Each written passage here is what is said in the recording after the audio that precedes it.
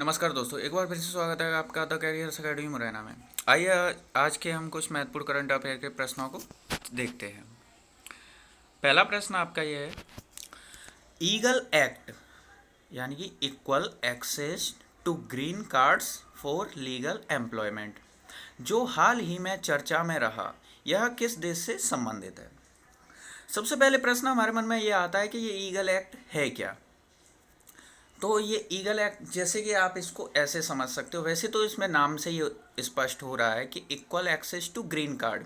अब आपने green card वगैरह मूवी वगैरह में कई बार आपने ये ग्रीन कार्ड शब्द सुना होगा। तो जैसे कि अमेरिका में बसने के लिए अमेरिका गवर्नमेंट की तरफ से जारी किया गया एक डॉक्यूमेंट है।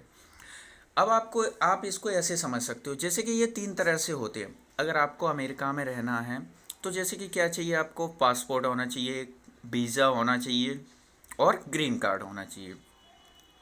तो ये जो सबसे पहले आता है कि ये पासपोर्ट क्या है। जिस तरह से हमारे यहाँ पर आधार कार्ड, वोटर कार्ड, जो भी पैन कार्ड, जो भी इस तरह के जो डॉक्यूमेंट्स होते हैं, ये हमें आइडेंटिफाई करते हैं, ये हमारे आइडेंटिफिकेशन डॉक्यूमेंट है। तो ये तो आधार कार्ड तो इंडिया में चलता है, लेकिन अगर आप देश से बाहर जाते हो तो वहाँ तो आधार कार्ड नहीं चलता है। तो उसके लिए भारत सरकार की तरफ से पासपोर्ट जारी किया जाता है। तो जो पासपोर्ट होता है ना, वो विदेशों में आधार कार्ड की तरह कार्य करता है, यानी कि ये आपका आइडेंटिफिकेशन प्रूफ होता है। इसके बाद आता है वीज़ा। वीज़ा ये होता है, आप यदि किसी देश में जाना चाहते हो तो सबसे पहले आपको उस देश की सरकार की परमिशन लेनी पड़ती है, जिसे हम वीज़ा कहते हैं। तो पासपोर्ट हो गया, वीज़ा हो गया। अब इसके बाद आता है आपका ग्रीन कार्ड। जैसे कि आपके पास वीज़ा भी हो गया, आपका पासपोर्ट भी बन गया, तो आप एक टूरिस्ट की तरह तो अमेरिका जा सकते हो, लेकिन आप वहाँ पर रह नहीं सकते। आपको वहाँ पर रहने के लिए चाहिए ग्रीन कार्ड। तो इसके लिए हर साल लाखों लोग अप्लाई करते हैं, क्योंकि सब लोग जानते हैं भाई अमेरिका बेस्ट प्लेस है रहने के लिए। तो उस लाखों लोग अप्लाई करते हैं। अब ऐसा तो है नहीं कि हर किसी का ग्रीन कार्ड बन जाए। तो इसमें से अभी तक क्या था, गवर्नमेंट अमेरिका सरकार की तरफ से जितने भी लोग अप्लाई करते हैं उसका ओनली 7% पास किए जाते थे, लेकिन अब सरकार ने उसमें एक्ट में चेंज लाया है। अब ये 7% से बढ़ाकर 15% कर दिया है। 15% से मतलब है, जैसे कि मान लो यदि 100 लोगों ने अप्लाई किया ग्रीन कार्ड के लिए, तो उन 100 में से 15 लोगों का जो भी फॉर्म होगा एक्टिवेशन, उस फॉर्म को एक्सेप्ट कर लिया जाएगा। तो ये है नया नया एक्ट लागू हुआ है, जिसे हम ईगल एक्ट कहते हैं। तो ये किस देश से संबंधित है? अमेरिका से। अमेरिका के बारे में थोड़े से कुछ पॉइंट देखते हैं। जैसे अमेरिका के वर्तमान में जो राष्ट्रपति हैं जो बाइडेन हैं, उपराष्ट्रपति कमला हैरिस हैं। कमला हैरिस हमारे लिए इम्पोर्टेंट इसलिए हो जाती क्योंकि ये एक तो भारतीय मूल की हैं। उसके अलावा दूसरा प्रश्न ये बनता है, क्योंकि ये किसी श्वेत देश में, देखो श्वेत और अश्वेत से तात्पर्य, यहाँ श्वेत से मतलब अंग्रेज और अश्वेत मतलब जो भी अंग्रेज के अलावा जो भी होते हैं। तो हम भारतीयों को हमेशा काला या अश्वेत में गिनती की जाती है। तो ये वहाँ पर क्या है, इनको पहली बार कोई अश्वेत महिला उपराष्ट्रपति बनी है। अब ऐसा क्यों किया गया है? देखो हर चीज़ में यहाँ भी राजनीति के लिए ही ऐसा किया गया। देखो जिस तरह से कई देशों में देखा हो, जैसे कि इंडिया में मतलब किसी ना जाति वगैरह के आधार पर भेदभाव होता है, उसी तरह से ऐसा नहीं कि इंडिया में ही होता है, ये चीज़ विदेशों में हो, वहाँ पर तो कलर के हिसाब से होता है। जैसे कि उन्होंने देखा कि ये सफ़ेद यानी कि अंग्रेज है और ये बाहर का है, तो उसी के हिसाब से वहाँ पर बहुत भेदभाव किया जा रहा है। तो इसी भेदभाव को कम करने के लिए पहली बार ऐसा हुआ है कि कमला हैरिस को उपराष्ट्रपति बनाया गया, इसलिए ये इम्पोर्टेंट बनता है। अगला दूसरा प्रश्न देखते हैं हम। 60वीं सीनियर राष्ट्रीय एथलेटिक्स चैंपियनशिप का आयोजन कहाँ किया जाएगा? ऑप्शन है पटियाला, लखनऊ, कटक, चंडीगढ़। तो इसका सही आंसर है, देखते हैं कहाँ किया जाएगा। इसका आंसर है पटियाला। तो जो 60वीं सीनियर राष्ट्रीय एथलेटिक्स चैंपियनशिप का आयोजन होगा वो पटियाला में किया जाएगा 25 से 29 जून 2021 में। अगला तीसरा प्रश्न देखते हैं। हाल ही में विश्व महासागर दिवस कब मनाया गया है? तो विश्व महासागर दिवस कब मनाया गया है? 5 जून, 8 जून, 6 जून या 7 जून। देखते हैं, इसका सही आंसर है 8 जून। तो 8 जून को हाल ही में विश्व महासागर दिवस मनाया गया है। अगला चौथा प्रश्न देखते हैं। किस देश ने अभी हाल ही में भारतीय वैक्सीन कोवैक्सीन के आयात को मंजूरी दे दी है? आयात और निर्यात दो शब्द होते हैं, जैसे आयात मतलब खरीदना और निर्यात मतलब बेचना, सेल करना। तो कौन सा देश है जिसने भारतीय वैक्सीन कोवैक्सीन के आयात को मंजूरी दे दी है? तो ऑप्शन है ब्रिटेन, ब्राज़ील, अमेरिका, रूस। इनमें से कौन सा देश है? देखते हैं इसका सही आंसर है, इसका आंसर है ब्राज़ील। ये रही मैप में ब्राज़ील की स्थिति। ब्राज़ील दक्षिण अमेरिका का सबसे बड़ा देश है, दक्षिण अमेरिका महाद्वीप का सबसे बड़ा देश है क्षेत्रफल में। और ये आपको पता ही होगा, दुनिया में सबसे ज़्यादा कॉफ़ी का जो उत्पादक देश है वो भी ब्राज़ील है। इसमें ब्राज़ील की सीमाएं लगभग देखो, इधर से अपना ये पेरू, बोलीविया, इन देशों को छूती है।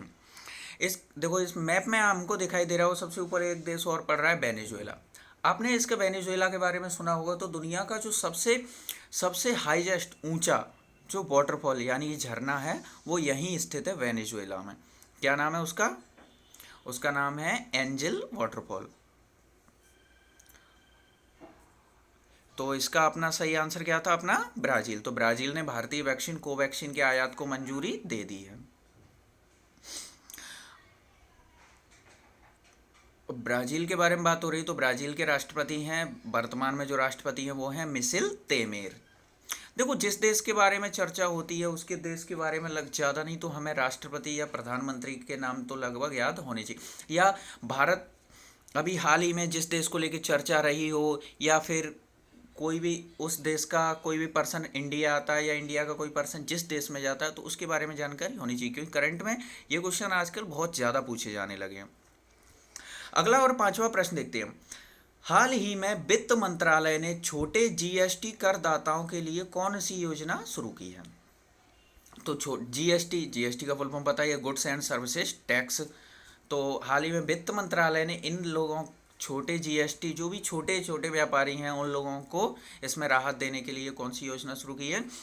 तो इस ऑप्शन है रेमिशन योजना, एवोल्यूशन योजना, एमनेस्टी योजना, या ये सभी। देखते हैं इसका सही आंसर क्या है। इसका सही आंसर है एमनेस्टी। तो हाल ही में वित्त मंत्रालय ने एमनेस्टी योजना के तहत छोटे जीएसटी करदाताओं के लिए यह सुविधा की है, जिसमें क्या इनको थोड़ी सी छूट वगैरह दी जाएगी। अब वित्त मंत्रालय की बात हो रही, तो वर्तमान में हमारे जो वित्त मंत्री है वो कौन है? निर्मला सीतारमण। ये हमारे लिए इंपॉर्टेंट बनती है क्योंकि भारतीय इतिहास में यह भारत की सबसे पहली महिला वित्त मंत्री हैं, इसलिए ये इंपॉर्टेंट क्वेश्चन बनता है। यदि आपने अभी तक हमारे चैनल को सब्सक्राइब नहीं किया तो चैनल को सब्सक्राइब कर लें और बेल आइकन को दबाना ना भूलें। अगला और छठवां प्रश्न देखते हैं। टीएमसी तृणमूल कांग्रेस, जैसे कि स्पष्ट होगा, अभी ये चीज वर्तमान में यहाँ पर चुनाव हुए हैं, तो ये किस राज्य की पार्टी है? तो सबसे पहले ये पश्चिम बंगाल की मुख्य पार्टी है, और इनकी जो संस्थापक है वो ममता बनर्जी ही हैं। तो टीएमसी के नए राष्ट्रीय महासचिव कौन बनाए गए हैं? सुभाष यादव, अभिषेक बनर्जी, रणधीर सिंह, या राहुल गुप्ता। तो टीएमसी के जो नए राष्ट्रीय महासचिव बनाए गए हैं वो है अभिषेक बनर्जी। और ये जो अभिषेक बनर्जी हैं ये तृणमूल कांग्रेस की जो संस्थापक हैं यानी कि ममता बनर्जी, ये ममता बनर्जी के भतीजे हैं। अब हाल ही में यहाँ पर चुनाव हुए हैं तो उसके बारे में भी लगभग टीएमसी को जो 213 सीटें मिली हैं और बीजेपी को 77 सीटें मिली हैं। तो यहाँ पर बीजेपी को 77 सीट मिली हैं, उसके बावजूद भी बीजेपी के लिए ऐसा पहली बार हुआ है कि मतलब पश्चिम बंगाल में पहली बार विपक्ष इतना मजबूत हुआ है, यानी विपक्ष में बैठने एक मजबूत विपक्ष मिला है पहली बार। तो ये भी इम्पोर्टेंट है। अगला और सातवां प्रश्न देखते हैं। जून 2021 में हुई आरबीआई की मौद्रिक नीति समिति की बैठक में नई रेपो रेट क्या तय की गई है? तो 3%, 4.25%, 5% या 4%। तो इसका सही आंसर है 4%। तो 2021 में आरबीआई की नई मौद्रिक नीति में कोई चेंज नहीं आया, पहले भी 4% थी, आज भी 4% ही तय की गई है। आरबीआई की बात हो रही है, ये हैं आरबीआई के गवर्नर वर्तमान टाइम पे। तो आरबीआई के बारे में कुछ जानते हैं। आरबीआई की जो स्थापना हुई 1 अप्रैल 1935 को इसकी स्थापना की गई, यानी 1 अप्रैल 1935 को ही इसकी स्थापना की। 1935 जो भारत सरकार अधिनियम बना था ना, उसी के तहत आरबीआई की स्थापना की गई थी, अंग्रेजों के समय पर ही। राष्ट्रीय आरबीआई का जो राष्ट्रीयकरण किया गया वो 1 जनवरी 1949 को किया गया। आरबीआई का मुख्यालय है मुंबई में, और आरबीआई के वर्तमान जो गवर्नर हैं वो शक्तिकांत दास हैं।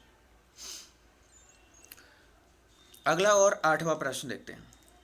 हाल ही में रायमोना किस राज्य का 6वां नेशनल पार्क घोषित किया गया है? यानी कि 5 पहले से नेशनल पार्क थे, 6वां नेशनल पार्क बनाया गया है। ऑप्शन है अरुणाचल प्रदेश, पश्चिम बंगाल, असम, मणिपुर। देखते हैं, इसका सही आंसर है असम। तो रायमोना जो है असम का नया 6वां नेशनल पार्क घोषित किया गया है। यह है असम का रायमोना नेशनल पार्क। अब असम की बात हो रही है तो उसके कुछ इंपॉर्टेंट फैक्ट्स को देखते हैं। जैसे असम के वर्तमान समय में जो सीएम है वो सर्बानंद सोनोवाल हैं, राज्यपाल जगदीश मुखी हैं, और वहाँ के जो प्रसिद्ध नेशनल पार्क है जो कई बार एग्जामों में पूछे गए हैं, जैसे कि Manas national park, Kaziranga national park, ये दोनों ही एक सींग वाले गैंडे, एक सींग वाला जो गैंडा होता है यानी कि राइनोसेरस के लिए फेमस है। अगला और 9वां प्रश्न देखते हैं। अभी हाल ही में स्कूली शिक्षा में परफॉर्मेंस ग्रेडिंग इंडेक्स में कौन सा राज्य प्रथम रहा है? स्कूली शिक्षा में जो परफॉर्मेंस जो उसके लिए इंडेक्स जारी किया गया, ग्रेडिंग इंडेक्स, उसमें कौन सा राज्य टॉप पर रहा? केरल, राजस्थान, पंजाब, आंध्र प्रदेश। इसका सही आंसर है पंजाब राज्य। तो जो हाल ही में स्कूली शिक्षा परफॉर्मेंस ग्रेडिंग इंडेक्स जारी हुआ उसमें पंजाब राज्य शीर्ष पर रहा। यह है मैप में पंजाब, जिसकी पंजाब जो अंतर्राष्ट्रीय बॉर्डर भी बनाता है। इसके अलावा भारतीय राज्यों में ये जम्मू कश्मीर, हिमाचल प्रदेश, और इधर अपना उत्तर प्रदेश, उत्तराखंड, हरियाणा और राजस्थान, इन राज्यों के साथ अपनी सीमा साझा करता है। इसके अलावा पंजाब का पंजाब नाम इसीलिए पड़ा क्योंकि ये 5 नदियों की भूमि है। 5 नदी, पंचतंत्र के नाम से इसको पंजाब कहा जाने लगा। पंजाब के बारे में कुछ इंपॉर्टेंट फैक्ट देख लेते हैं। जैसे कि इस समय पे पंजाब के जो सीएम है वो कैप्टन अमरिंदर सिंह हैं, राज्यपाल हैं विजेंद्र पाल सिंह बदनौर हैं, और एक योजना शुरू की गई थी, बसेरा योजना। तो बसेरा योजना का तात्पर्य झुग्गियों से संबंधित जो झोपड़ियाँ वगैरह होती हैं उनके कल्याण के लिए यह योजना शुरू की गई थी। अगला और 10वां प्रश्न देखते हैं। किस राज्य सरकार ने कोरोना के वैक्सीनेशन के लिए जहां वोट वहां वैक्सीनेशन अभियान शुरू किया है? तो किस राज्य सरकार ने शुरू किया है? बिहार, पुदुचेरी, दिल्ली, चंडीगढ़। तो यह शुरू किया है दिल्ली राज्य सरकार ने कोरोना के वैक्सीनेशन के लिए जहां वोट वहां वैक्सीनेशन अभियान शुरू किया है। यदि आपको वीडियो पसंद आया हो तो वीडियो को लाइक करना ना भूलें और अपने दोस्तों के साथ शेयर भी करें।